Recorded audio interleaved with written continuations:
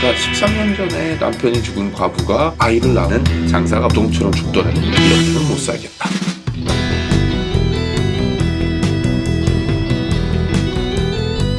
안녕하세요, 쏠쏠TV 여러분. 다시 돌아온 정명섭 작가입니다. 지난번에 제가 부부의 세계 조선판을 얘기했는데 반응이 나쁘지 않아서 다시 이 자리에 서게 됐습니다. 이번 시간에는 차라리 어우동처럼 죽더라도 이렇게는 못 살겠다, 이 얘기를 한 사람의 주인공 누구냐면 바로 덕성군 이민의 후처 구씨입니다.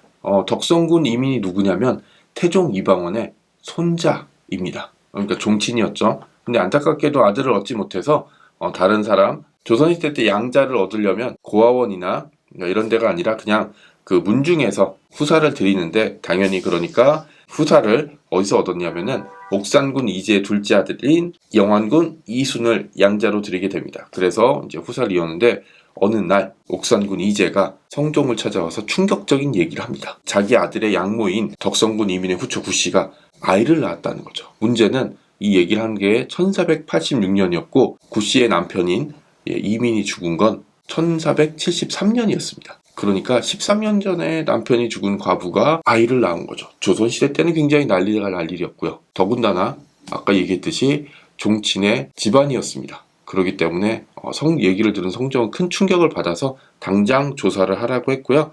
사람을 보내서 확인해 보니까 놀랍게도 정말 아이를 낳은 상태였습니다. 그래서 이 일로 인해서 조정이 발칵 뒤집히면서 조사를 하라고 했는데, 이 구씨는 조사관에게 이렇게 얘기를 합니다. 자기가 지내고 있는데 이인원이란 조카가 새벽에 자기를 찾아와서 강간을 하려고 했다. 그래서 자기가 힘써 저항했지만 이인원이 옷으로 자기 얼굴을 덮어버리고 강간을 했다가 이후에는 그냥 자포자기한 심정으로 계속 관계를 맺었는데, 그러다가 이제 아이를 낳게 된 거다 라고 얘기를 하게 됩니다. 간 큰 남자 이인원은 멀리 튀었다가 잡혀오게 되고요. 처음에는 구씨가 자기가 아니라 다른 사람이랑 관계를 맺었다 라는 식으로 발뺌을 했지만 매는 장사가 없죠. 몇 대 두들겨 맞고 자기가 구씨와 몸을 섞어서 아이를 낳은 게 맞다 라고 자백을 합니다. 그런데 구씨가 자백한 내용과 상당히 다른 부분이 있습니다. 구씨는 자기는 원하지 않았지만 이인원이 자신을 강간했다 라는 식으로 얘기를 했는데, 반대로 이인원은 자기는 생각이 없었는데 구씨가 자기를 자꾸 유혹했다 라는 식으로 얘기합니다. 구체적인 자백 내용까지 나오는데 뭐냐면, 어느 날 자기 방에 와서 맛있는 걸 먹으라고 하면서 둘이 방에 있는데 자꾸 자기 허벅지를 쓰다듬어서 그런 짓 하지 말라고 제가 발로 걷어차고 화를 냈다. 그랬더니 이렇게 얘기했다고 합니다. 어우동처럼 죽더라도 이렇게는 못 살겠다 라고 말이죠. 그러면서 결국 관계를 맺고 임신을 했다는 얘기를 들은 다음에 겁이 나서 고향으로 도망쳤다. 다른 사람을 끌어들인 건 무서워서 거짓말을 한 것이다 라는 식으로 얘기를 합니다. 이 어우동처럼 죽더라도라는 얘기는 실제로 당사자가 얘기한 건 아니지만 이인원이 그런 얘기를 들었다고 주장하게 되면서 저도 이제 제목으로 좀 사용하게 됐는데요. 이게 그러니까 당대에는 굉장히 부도덕하고 문란한 사건이었습니다. 종친의 과부가 조카와 관계를 맺어서 아이를 낳았다 라는 것만으로 사실은 나라가 발칵 뒤집혔었는데요. 근데 어떤 사건이든 이렇게 파헤쳐서 들어가면 조금 다른 얘기들이 나옵니다. 그래서 얘기가 조금 엉뚱한 데로 번져가는데, 조사를 해본 결과 좀 충격적인 얘기가 벌어집니다. 왜냐하면 덕성군 이민이 살아있었을 땐 노비가 무려 600명이었다고 합니다. 당시에는 굉장히 많은 숫자를 가지고 조선시대 때 재산목록 1호는 노비였기 때문에 지금으로 치면 어마어마한 부자였습니다. 하지만 구씨는 혼자서 과부로 지내게 되면서 사실 굉장히 가난하게 살아서 몸종도 한 명뿐이었고 해산 후에 입을 옷조차 없는 그런 상황이었습니다. 왜 그랬냐면, 양자로 들어온 영환군 이순 부부가 후사를 계승한다는 목적으로 이제 핑계를 대고 600명의 노비는 물론이고 모든 집이랑 재산을 다 가져가 버린 겁니다.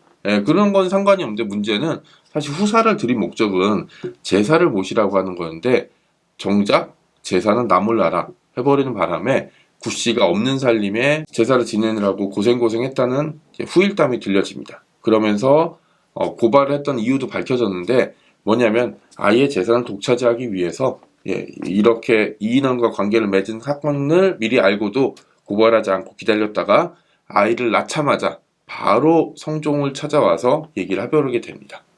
그래서 이 사건이 이런 내면이 밝혀지면서 비난의 대상이 조금 달라지긴 했는데요. 그래서 이순 같은 경우는 양자에서 파행이 되면서 쫓겨나게 됐고요. 이후로는 종친으로서 역할을 제대로 못하는 사건이 벌어집니다. 사실 이 사건에 있어서 가장 핵심적인 인물은 구씨라고 할 수 있는데요.